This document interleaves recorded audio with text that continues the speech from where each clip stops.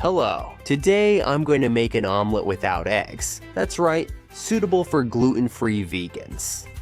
All advantages, but that's not the important thing. The important thing is that it's delicious, very easy to make, and it's going to surprise you. Pay attention to the whole video because I'm going to show you the 2 or 3 tricks you need, so it always turns out well and you never mess up. And about Asa. Total result and amazing flavor. Let's go for it. The first thing we do is boil some potatoes, washed and with the skin on.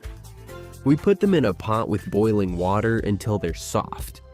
Meanwhile, we prepare the magic with a cup of water in a large bowl and a tablespoon of salt. I add half because I don't like it too salty.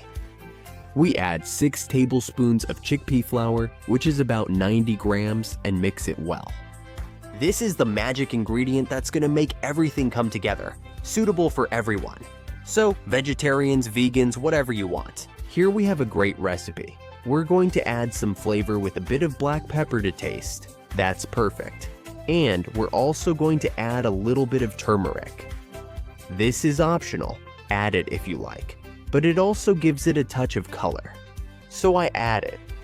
You'll know the potatoes are ready because if you poke them in the center with a toothpick, it will go in easily. And if you lift it, it will also slide off easily.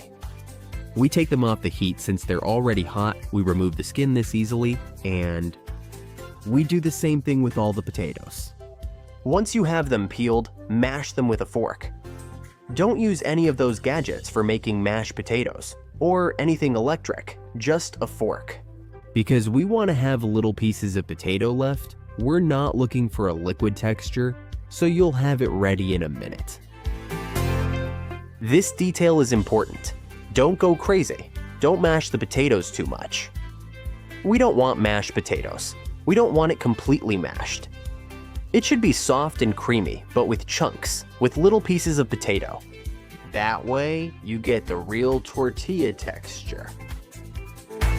Now you mix the 2 preparations, just like that, and that's it. If you have a spatula, it's better because it'll break up easily, but you can use the same fork or a spoon.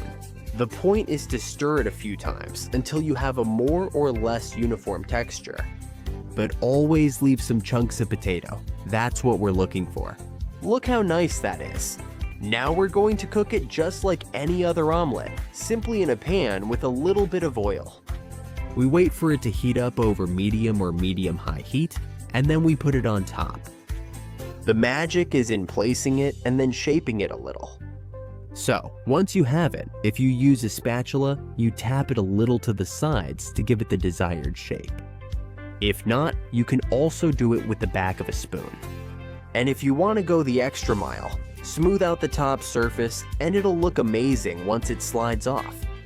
That's how easy it is to get the tortilla golden on the bottom.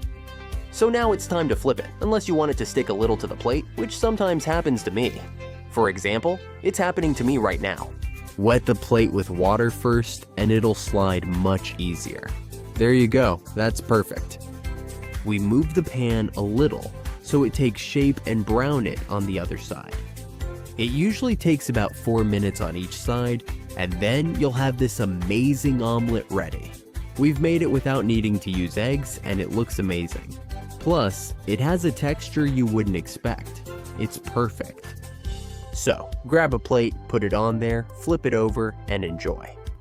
Look at that. It looks amazing. Look, look, look, look, look, look. What an incredible appearance. Oh my goodness.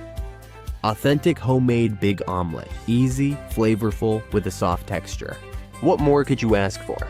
Let's take a piece to see the inside. Oh my goodness, look at that. I'm sure you want to try it, and when you take a bite, you just want to have another and another. And another one, it's so delicious. Feel free to add your own touch, like garlic powder. I added turmeric because I felt like having it with that. You can add whatever you want. This recipe accepts everything, and everything tastes great with it.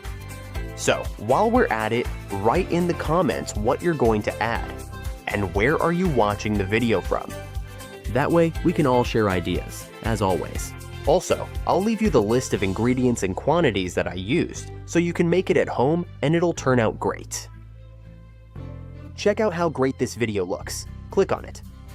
And enjoy it too. How good is this?